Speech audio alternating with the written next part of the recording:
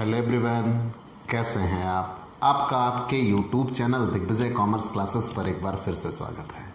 हम आपके लिए अपने इस YouTube channel Digvijay commerce classes पर बीकॉम के सिलेबस की कंपलसरी सब्जेक्ट आयकर इनकम टैक्स की पूरी एक सीरीज लेके आ रहे हैं, जिसमें आपको एक तरफ से हर एक रूल और उनके प्रैक्टिकल क्वेश्चन क्लियरली एक्सप्लेन किए जाएंगे।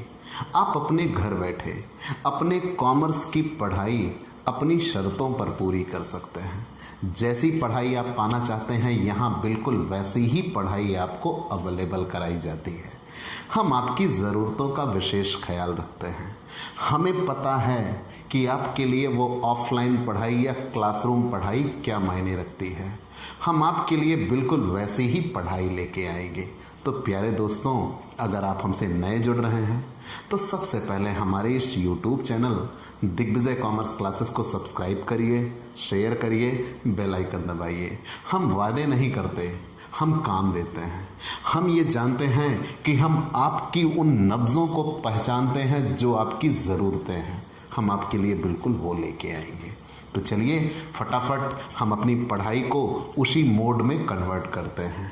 अपनी पिछली क्लास में मैंने आपको हिस्टोरिक बैकग्राउंड या यूं कह लीजिए आयकर का इतिहास पढ़ा दिया, और आयकर का इतिहास जानने के बाद आप आयकर की परिभाषा भी पढ़ चुके हैं। आज की इस क्लास में हम आपको आयकर की विशेषता पढ़ाने वाले हैं। थोड़ा सा एक बैकग्राउंड आप पीछे से थोड़ा सा कवर कर लें तो बड़ी बेहतरी होगी। ऐसा क्यों? मैंने आपसे ये बार बार बताया है कि अगर इनकम टैक्स में हमारा कोई सगा है, संबंधी है या कोई अपना है तो वो हमारी नियमितता है। हम जितना रेगुलर हो गए, समझो इनकम टैक्स उतना ही आसान हो गया। जितना हम इससे दूर भागेंगे, ये उससे 10 गुना हमसे दूर भागेगा।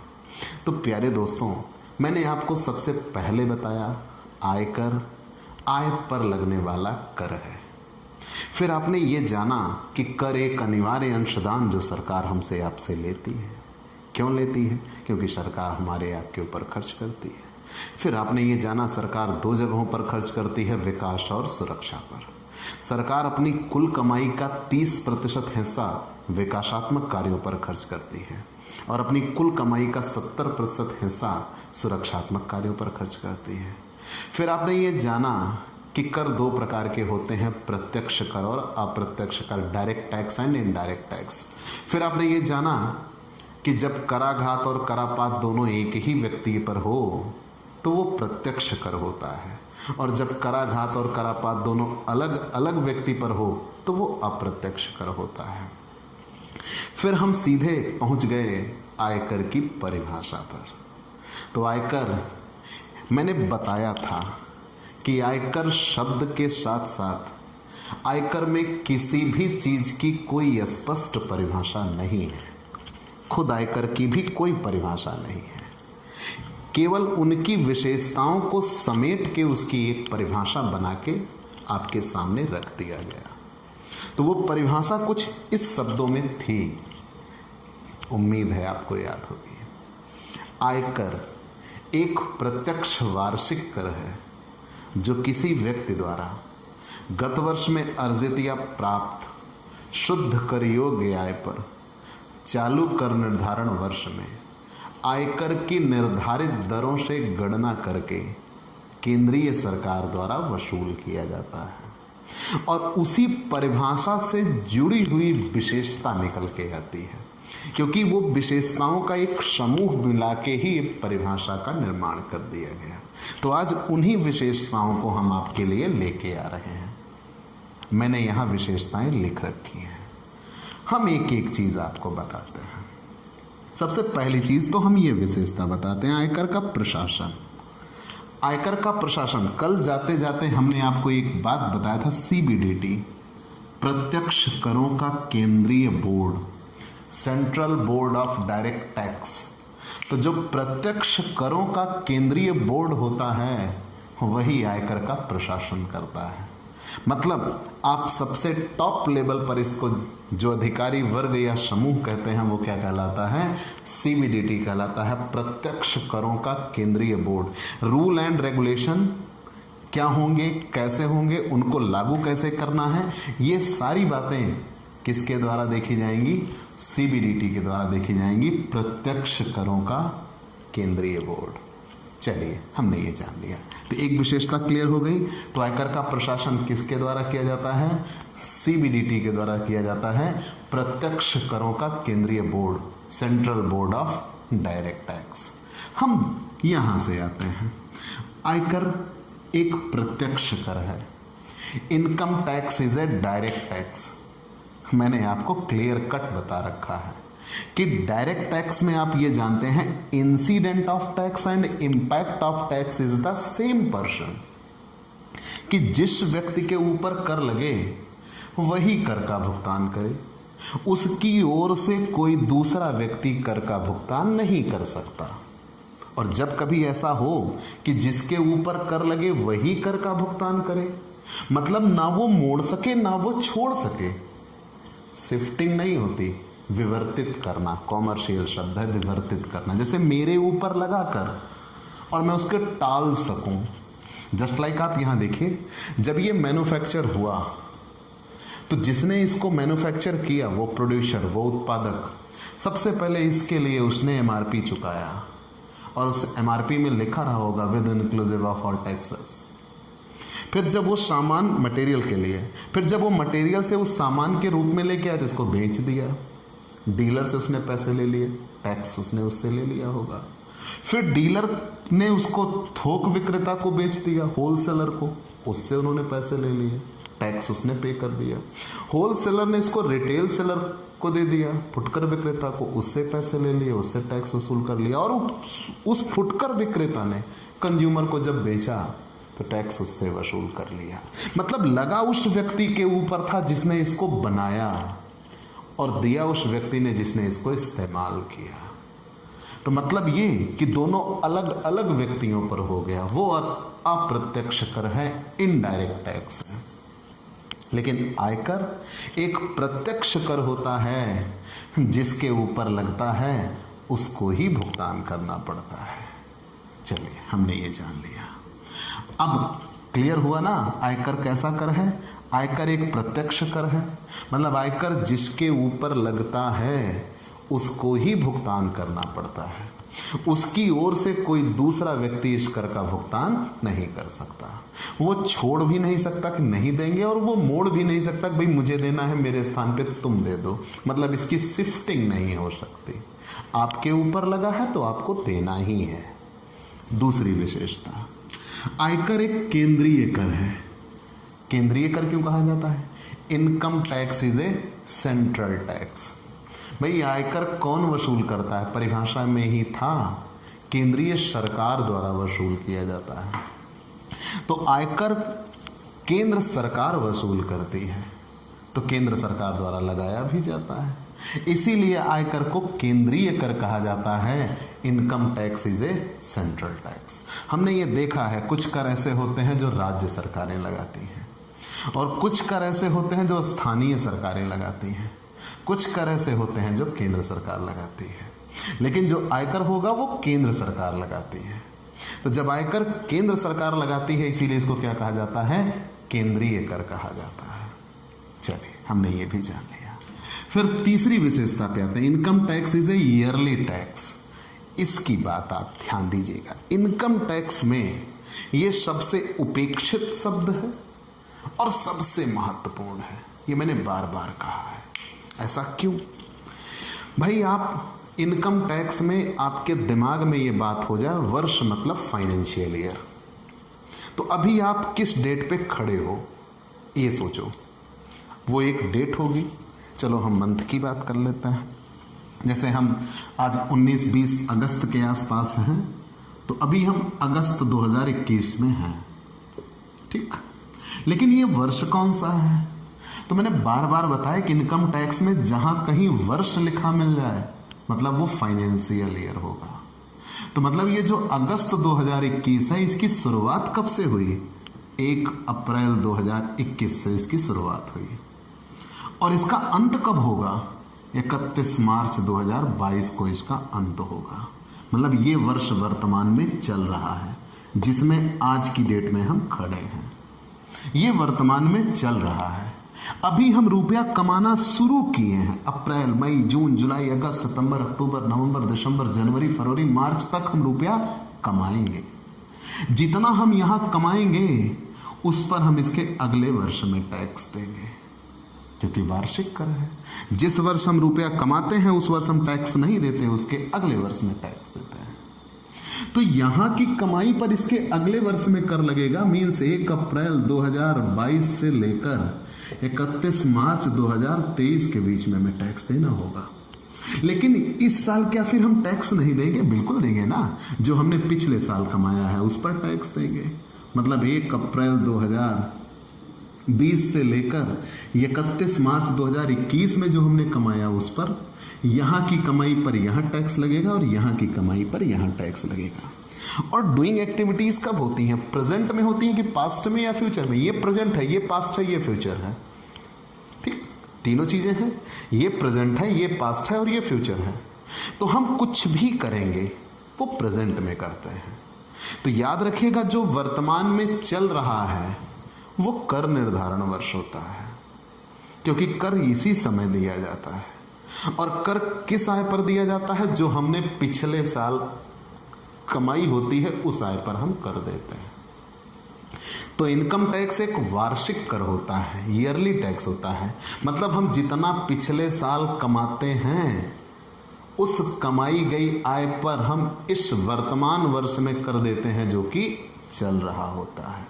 इसीलिए इनकम टैक्स को क्या कहा जाता है? एक वार्षिक कर कहा जाता है, ईयरली टैक्स कहा जाता है। ये 3 विशेषताएं हुई। और एग्जैक्ट इसी विशेषता से जुड़ी हुई कौन सी विशेषता है? चौथी विशेषता। इनकम टैक्स किस आय पर लगता है? जो यहां कमाई गई, जो यहां कमाई गई। जो यहां कमाई गई उस पर हम यहां टैक्स देंगे और जो यहां कमाएंगे उस पर हम यहां टैक्स देंगे।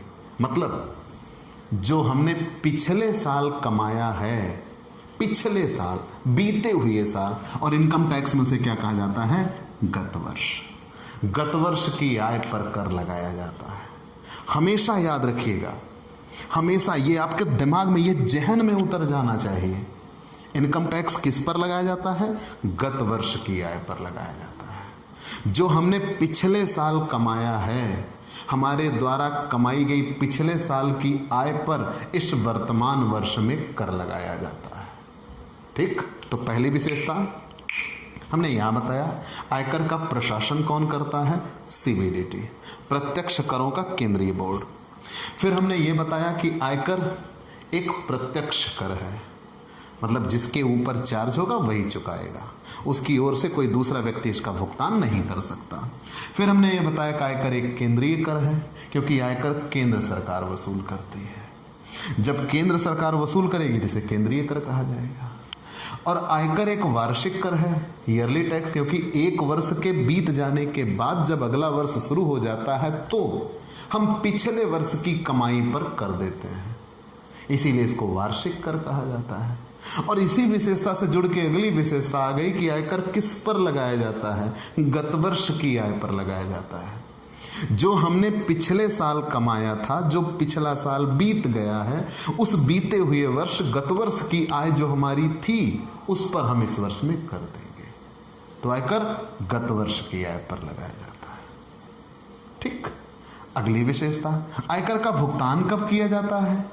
तो आयकर का भुगतान कर निर्धारण वर्ष में किया जाता है। अब याद रखिएगा, मैंने भी कहा डूइंग एक्टिविटीज कब, टैक्स हम कब पे करेंगे?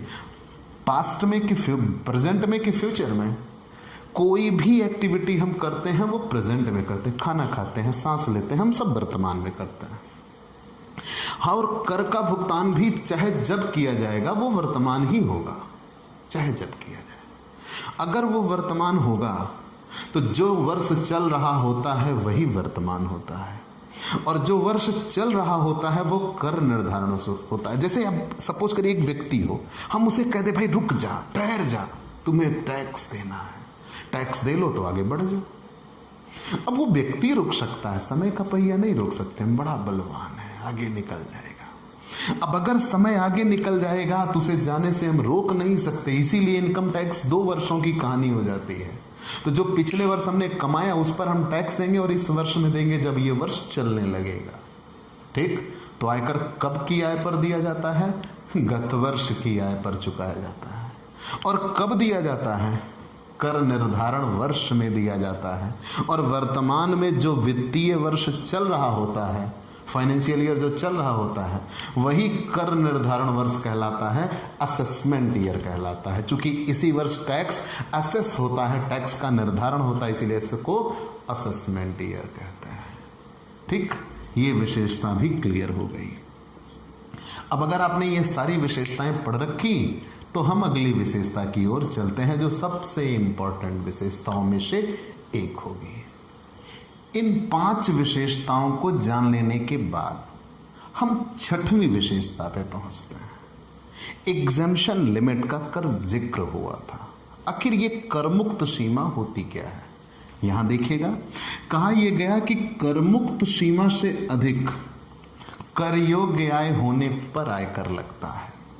बेसिक कॉन्सेप्ट ये होता है कि हम आयकर कैसे कब देते हैं। तो एक व्यक्ति 5 जगहों से पैसा कमा सकता है।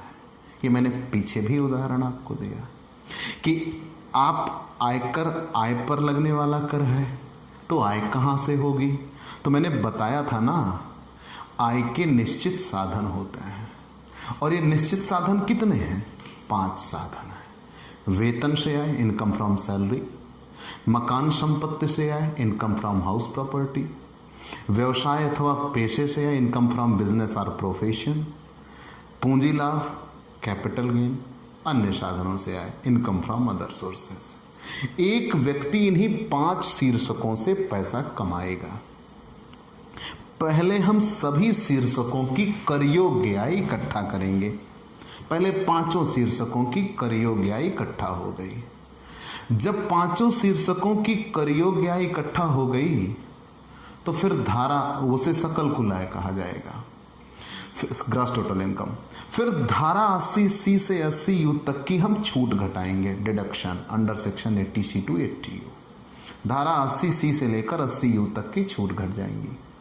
और 80C से 80U तक की छूट घट जाने के बाद जो बचेगा वो टोटल इनकम होगी, और उस टोटल इनकम पे टैक्स लगेगा। यही फंडा है, यही बात है, यही इनकम टैक्स है, और सिर्फ इतना ही इनकम टैक्स है। और इसी इतनी सी बात को ग्रेजुएशन लेवल पे सबसे टफ कहा गया है। This is the toughest subject of graduation. चलो मान लिया, लेकिन बेसिक कॉन्सेप्ट यह है कि पहले 5 शीर्षकों की आय इकट्ठा होगी, धारा 80C से 80U की छूट घटेगी, तो जो बचेगा वो टोटल इनकम है, उसी पर टैक्स लगेगा। लेकिन कब? क्या बस टोटल इनकम आगे टैक्स लगा? नहीं। अगर हमारी कुल आय करमुक्त सीमा के ऊपर हुई तब हम टैक्स देंगे। अगर हमारी आय करमुक्त सीमा के ऊपर नहीं हुई तो हम टैक्स नहीं देंगे। मतलब ऐसा नहीं है बस 10 रुपए कमा लिया तो टैक्स दे दिया, नहीं। उस पे भी कहा गया है कि प्रत्येक व्यक्ति के लिए, अब ध्यान देने, करमुक्त सीमा बता रहा है, प्रत्येक व्यक्ति के लिए अगर उसकी उम्र 60 वर्ष से कम है तो उसकी करमुक्त सीमा 2,50,000 रुपये है। मतलब साल की उसकी जो कमाई, शुरुआती कमाई 2,50,000 रुपये होगी, उस पर वो कोई टैक्स नहीं देगा। अगर वो व्यक्ति, चाहे वो महिला हो चाहे वो पुरुष, दोनों के लिए अलग अलग होता था, लेकिन अब दोनों के लिए सेम कर दिया गया है। महिला हो या पुरुष, आय के पहले 2,50,000 रुपये की कमाई होने तक उसे टैक्स नहीं देना पड़ता। मतलब उसकी करमुक्त सीमा कितनी है? 2,50,000 रुपये। अगर वो 60 साल से अधिक उम्र का है और 80 साल से कम उम्र का है, जिसे वरिष्ठ नागरिक कहा जाता है, सीनियर सिटीजन, सुपर सीनियर नहीं, सीनियर, तो उनके लिए करमुक्त सीमा 3 लाख रुपए कही जाती है। चलो मान लिया। और अगर वो सुपर सीनियर सिटीजन हुए तो, मतलब 80 साल के भी ऊपर हुआ, तो उसके लिए एग्जम्पशन लिमिट करमुक्त सीमा 5 लाख कही जाती है।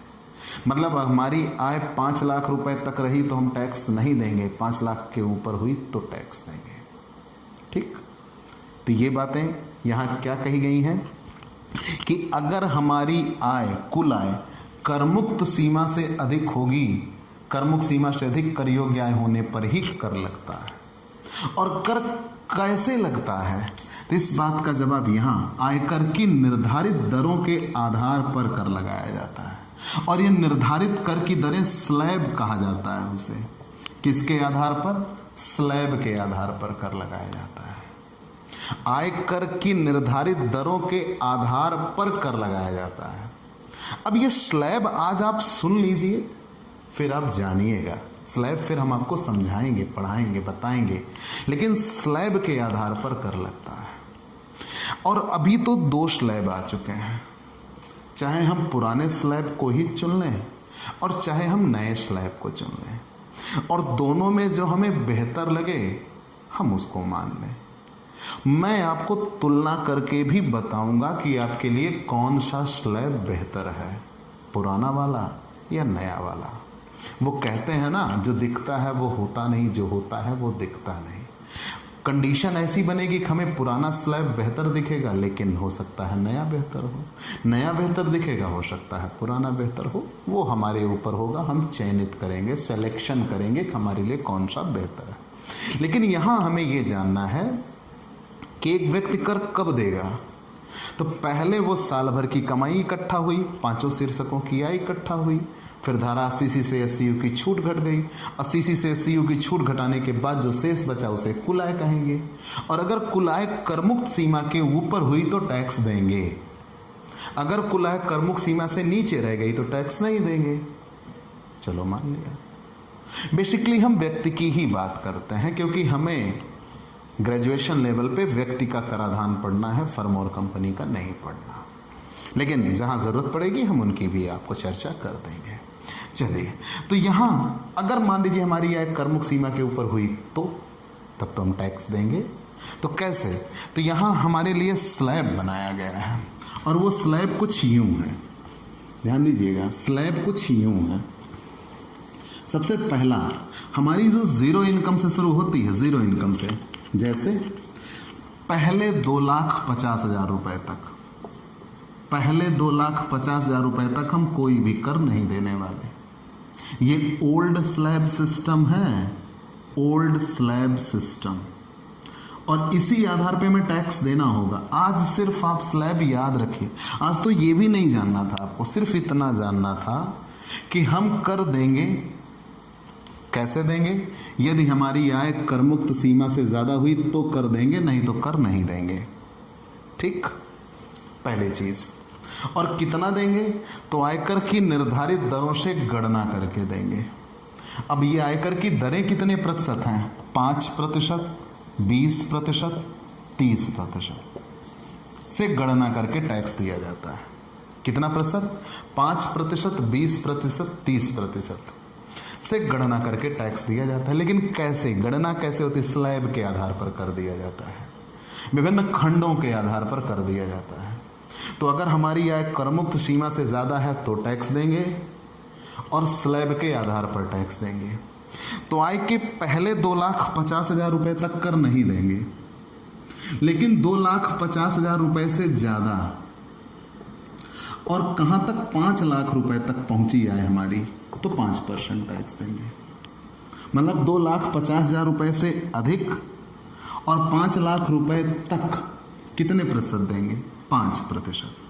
5 लाख से अधिक लेकिन 10 लाख रुपए तक कितने प्रतिशत देंगे? 20% देंगे। 10 लाख रुपए से अधिक, 10 लाख से अधिक चाहे जितना हो जाए, करोड़ों अरबों तक पहुंच जाए, कितने प्रतिशत टैक्स देंगे? 30% टैक्स देंगे। ये उसके लिए है जो 60 वर्ष से नीचे है। ठीक, अगर कोई व्यक्ति 60 वर्ष के ऊपर है तो वो 3 लाख रुपए तक कर नहीं देता। यही करमुक्त सीमा है, 3 लाख रुपए तक नील, 3 लाख रुपए तक हम कर नहीं देंगे। लेकिन 3 लाख के ऊपर पहुंच गए, 5 लाख तक, तो कितने % टैक्स देंगे? 5%। 5 लाख के ऊपर पहुंच गए 10 लाख तक, तो कितने % टैक्स देंगे? 20%। और 10 लाख के ऊपर गए चाहे जितना, तो कितने परसेंट टैक्स दिया जाएगा? 30%। ठीक, ये आपने जान लिया। ये किसके लिए? जो 60 साल से अधिक और 80 साल से कम के हैं, उनकी बात की गई। और अगर मान लीजिए हम 80 वर्ष के ऊपर की बात ढूंढें तो उनके लिए है कि 5 लाख रुपए तक टैक्स नहीं देंगे। 5 लाख रुपए तक टैक्स नहीं देंगे। 5 लाख के ऊपर 10 लाख तक सीधा वो 20% पे रहते हैं। और 10 लाख के ऊपर चाहे जितना हो जाए, 10 लाख के ऊपर फिर वो कितने परसेंट देंगे? 30% देंगे। ये स्लैब है 80 वर्ष से अधिक के लिए। ये स्लैब बनाया गया। इसका मतलब क्या होता है? ये कैसे होता है? जैसे अभी मैं कहूं कि किसी व्यक्ति की आय, मैं ये कहूं कि किसी व्यक्ति की आय 12 लाख रुपए है, वो कितना कर देगा? तो तुरंत आप कहोगे भैया 10 लाख से ज़्यादा है, 30% देगा। तो गलत। यहाँ एक सबसे बड़ी विशेषता मैं बोलने जा रहा हूँ, प्रगतिशील कर की दरें रखी गई हैं। वो यहाँ नहीं लिखा है, लेकिन जानिएगा, वो नोट डाउन करिएगा। प्रगतिशील कर की दरें रखी गई हैं। प्रगतिशील कर की दरें मतलब प्रोग्रेसिव रेट ऑफ टैक्स। हमारे यहाँ आयकर ऐसा रखा गया है कि जैसे जैसे आय बढ़ती जाएगी वैसे वैसे कर बढ़ता जाएगा। मतलब कोई भी व्यक्ति पहले साल भर की उसकी कमाई इकट्ठा होगी और वो कमाई 0 से लेकर 2.5 लाख रुपए तक कोई टैक्स नहीं देगा। 2,50,000 से जितनी ज़्यादा होगी, 5 लाख तक के बीच में, वो 5% टैक्स देगा। 5 लाख के ऊपर 10 लाख के बीच में जितनी होगी उस पर वो 20% टैक्स देगा। और 10 लाख के ऊपर जितनी होगी उस पर वो 30% देगा। यही मुकेश अंबानी के लिए है, यही नीरज चोपड़ा के लिए है, और यही दिग्विजय सिंह के लिए है, और यही आपके लिए है। मतलब सबके लिए, एक रिक्शा चालक हो, एक हवाई जहाज उड़ाने वाला हो, कोई भी व्यक्ति हो, हम सब के लिए 0 से ही शुरुआत करेंगे। तो आयकर की दरें क्या हैं? 5%, 20%, 30%। और यहाँ टैक्स कैसे लगता है? स्लैब के आधार पर लगता है। ये मैंने पुराना स्लैब बताया। नया स्लैब कैसा है? 2,50,000 तक नील, कोई टैक्स नहीं। 2,50,000 से अगले 2,50,000 तक, मतलब 5 लाख तक 5%। 5 लाख से 7.5 लाख तक 10%। 7.5 लाख से 10 लाख तक 15%। 10 लाख से 12.5 लाख रुपए तक 20%। 12.5 लाख से 15 लाख तक 25%। और फिर उससे चाहे जितना आगे चले जाएंगे 30%। वो नई स्लैब सिस्टम है। मैं आपको दोनों में अंतर करके भी बताऊंगा कौन बेहतर है। लेकिन आप यहाँ विशेषता पढ़ रहे हैं। तो एक व्यक्ति कर कब देगा? जब उसकी आय करमुक्त सीमा से अधिक होगी तब देगा। और कैसे देगा? आयकर की निर्धारित दरों के आधार पर स्लैब सिस्टम से वो टैक्स देगा। चलिए मान लिया। और आपने ये भी जाना, सबसे बड़ी बात, कि कर की दरें क्या हैं? 5%, 20% और 30% है। और प्रगतिशील कर की दर है प्रोग्रेसिव रेट ऑफ टैक्स, कि जैसे जैसे आय बढ़ती जाती है वैसे वैसे टैक्स बढ़ता जाता है। फिर अधिभार कहा गया है, सरचार्ज। अब ये क्या है? ये एक नई बला है, अधिभार। यहाँ ये कहा गया कि जैसे मान लीजिए हमारी आय 2,50,000 के नीचे है तो हम तो टैक्स देंगे ही नहीं। अगर हमारी आय 2,50,000 से ज़्यादा है तो हम 5% देंगे। अगर 5 लाख से भी ज़्यादा हो गई तो हम 20% देंगे। अगर 10 लाख से भी ज़्यादा हो गई तो 30% देंगे। अगर और बढ़ गई तो क्या? तो क्या कोई 100 करोड़ कमा रहा है, हजार करोड़ कमा रहा है, तो उसमें कोई फ़र्क ही ना रह जाए। कोई लाखें रुपए कमा जा रहा है। तो यहाँ अंतर ये कहा गया, अगर आपकी आय 50 लाख रुपए तक रही तो आप कोई अधिभार नहीं देंगे। मतलब इतना तो आप टैक्स देंगे, 5%, 20%, 30%, लेकिन उसके अलावा अधिभार भी देना होगा। अगर आपकी आय 50 लाख रुपए से ज़्यादा हुई, ध्यान देना मेरे शब्दों को, यहाँ ये कहा गया इनकम टैक्स तो ये है ही, इसके अलावा कुछ अन्य चीज़ें भी आपको देना पड़ जाता है। अगर आपकी आय 50 लाख रुपए के नीचे है तो आप सिर्फ इनकम टैक्स देते हैं। और अगर आपकी आय 50 लाख रुपए से अधिक हो गई लेकिन 1 करोड़ रुपए से कम हो गई तो आप अधिभार के दायरे में आ जाएंगे। जैसे ही आपकी आय 50 लाख रुपए से अधिक हुई आप अधिभार के दायरे में आ गए। मतलब आपसे तो इनकम टैक्स लिया ही जाएगा, उसके अलावा आपसे सरचार्ज भी लिया जाएगा। कितना? अगर आपकी आय 50 लाख रुपए से ज़्यादा है और 1 करोड़ से कम, तो निकाले गए कुल आयकर का 10% आप सरचार्ज देंगे।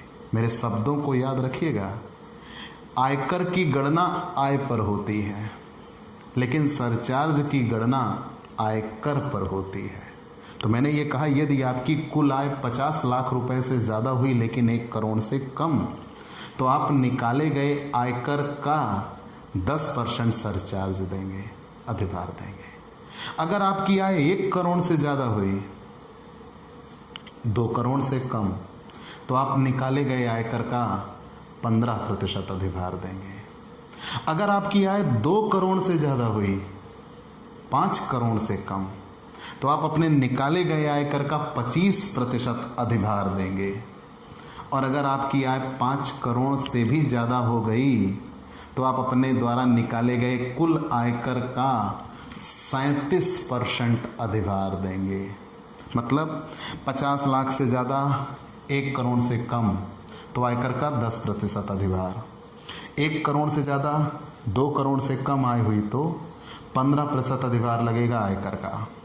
और अगर 2 करोड़ से ज़्यादा, 5 करोड़ से कम, तो 25% अधिभार लगेगा। और अगर 5 करोड़ से भी ज़्यादा हो गई तो फिर 37% अधिभार लगेगा। ठीक, चलिए हमने ये जान लिया। तो मतलब ये अधिभार की गणना किस पर होती है? इनकम टैक्स पर होती है। और इनकम टैक्स की गणना किस पर होती है? इनकम पर होती है। शिक्षा उपकर क्या है? Education cess. हाँ, ये बात जब आप जान लेंगे तो कंप्लीट इनकम टैक्स जान लेंगे। आयकर किस पर लगता है? अधिभार पर लगता है। आय पर लगता है। अधिभार किस पे लगता है? आयकर पर लगता है। तो पहले तो हम आयकर देते हैं। अगर हमारी आय बिल्कुल भी नहीं है, करमुक्त सीमा के नीचे, तो हम आयकर भी नहीं देंगे। अगर हमारी आय करमुक्त सीमा के ऊपर हुई तो हम आयकर देंगे। अगर हमारी आय और ज़्यादा बढ़ गई तो हम अधिभार देंगे। लेकिन जब हम आयकर दे चुके होंगे, चाहे अधिभार हमने दिया हो या ना दिया हो, तो हमारे यहाँ ये सिस्टम बनाया गया कि शिक्षा और स्वास्थ्य जैसी चीज़ों को सहूलियत मिले, और इसके लिए शिक्षा उपकर नाम से आपसे अलग से टैक्स लिया जाएगा। और ये कितना लिया जाएगा? आयकर और अधिभार दोनों की सम्मिलित राशि पर आपसे टैक्स लिया जाएगा। किस पर? मैंने क्या कहा? अगर आपने सिर्फ आयकर दिया तो केवल आयकर पर, और अगर आपने अधिभार भी चुकाया, सरचार्ज भी चुकाया, तो इनकम टैक्स प्लस सरचार्ज दोनों जोड़ के जितना आएगा उस पर कितने % आपसे अधिभार शिक्षा उपकर लिया जाएगा? 4%। और ये चीज़ें स्वास्थ्य और शिक्षा के लिए भेज दिया जाता है। ये प्राइमरी और सेकेंडरी 2 नामों से लिया जाता है, लेकिन आप इकट्ठा पढ़िए, 4% आपसे शिक्षा उपकर लिया जाएगा। फिर बात आती है आयकर का, तब जाके इनकम टैक्स पूरा होता है। आयकर पर अधिभार, आयकर और अधिभार दोनों जोड़ के शिक्षा उपकर, तब जाके इनकम टैक्स पूरा होगा। आयकर कौन वसूलेगा? केंद्र सरकार। जब केंद्र सरकार वसूल लेगी तो क्या करेगी? आयकर का बंटवारा। आज मैं सिर्फ आपको डेफिनेशन बता देता हूं, समझाऊंगा बाद में। आयकर का बंटवारा होता क्या है? तो चूंकि आयकर केंद्र सरकार वसूल करती है, लेकिन जब केंद्र सरकार वसूल करती है तो इसे स्टेट गवर्नमेंट को भी वो देती है। कहती है चलो ले लो, हमसे खर्चे के रूप में ले लो। कितना? तो याद रखिएगा, केंद्र सरकार वित्त आयोग की सिफारिश के आधार पर, at the basis of finance commission, वित्त आयोग की जो सिफारिश होगी, वित्त आयोग की सिफारिश के आधार पर केंद्र सरकार राज्य सरकार को बांट देती है। ठीक, डेफिनेशन सिर्फ इतनी है। आगे की क्लास में हम आपको डिटेल इसकी समझा देंगे, लेकिन यहां सिर्फ इतना जानिए कि केंद्र सरकार वित्त आयोग की सिफारिश, जो आयकर इकट्ठा हुआ, किसके पास इकट्ठा हुआ? केंद्र सरकार के पास इकट्ठा हुआ, सेंट्रल गवर्नमेंट, क्योंकि केंद्रीय कर है, केंद्र सरकार ने वसूल किया। तो जब आयकर केंद्र सरकार के पास वसूल कर लिया, केंद्र सरकार ने इकट्ठा हो गया, तो वित्त आयोग की सिफारिश के आधार पर केंद्र सरकार राज्य सरकारों को बांट देती है। ठीक, और हमने ये पहले ही बता दिया था, आयकर का प्रशासन कौन करता है? सीबीडीटी, प्रत्यक्ष करों का केंद्रीय बोर्ड। यहाँ एक विशेषता हमने नहीं लिख रखी, प्रगतिशील कर की दर, प्रोग्रेसिव रेट ऑफ टैक्स, वो मैंने आपको समझा दिया। अब आप जान लीजिए आयकर का उद्देश्य क्या रहा, आयकर आखिर क्यों लगाया गया। 4 उद्देश्य है, 4। पहला, जब आयकर लगाया गया तो जो हमारे यहाँ 1857 की क्रांति हुई, अंग्रेजों को नुकसान हुआ, उस नुकसान की भरपाई के लिए 1860 में जेम्स विल्सन ने लगाया। तो ये सरकार की आय का एक जरिया था, सरकार को इससे आय हुई। क्या ऐसा होगा कि सारे अमीर एक साथ मर जाएंगे? अरे मर भी गए तो हम उसकी सीमा को घटा देंगे। तो मतलब ये सरकार को एक ऐसा जरिया मिल गया, मतलब एक ऐसी गाय मिल गई जो बराबर दूध दे रही है। मतलब ये एक ऐसा जरिया है जिससे सरकार को निरंतर आय होती ही जा रही है, इसमें कमी नहीं हो रही है। मतलब ये सरकार की आय का एक अस्थाई साधन है, फिक्स रिसोर्स ऑफ इनकम। ये सरकार की आय का एक अस्थाई साधन है जिससे सरकार को नियमित रूप से आय हो रही है। अभी कुछ वर्षों पहले आयकर टॉप पे था, गवर्नमेंट को सबसे ज़्यादा रेवेन्यू आयकर से मिलता था। उसके बाद ये आया, सेवा कर आया, फिर ये आबकारी आया, अभी तो जीएसटी हो गया होगा, तो आप जानते रहिए। लेकिन इन सारी बातों को आप जानिए, पहली विशेषता हो गई। दूसरी विशेषता क्या है, यहाँ प्रगतिशील कर की दरें हैं, प्रोग्रेसिव रेट ऑफ टैक्स, कि जैसे जैसे आय बढ़ती जाएगी वैसे वैसे कर बढ़ता जाएगा। मतलब जो बहुत गरीब है, जिसकी आय 2,50,000 से कम है, वो टैक्स ही नहीं देगा। जिसकी आय 2,50,000 से ज़्यादा हुई वो 5% टैक्स देगा।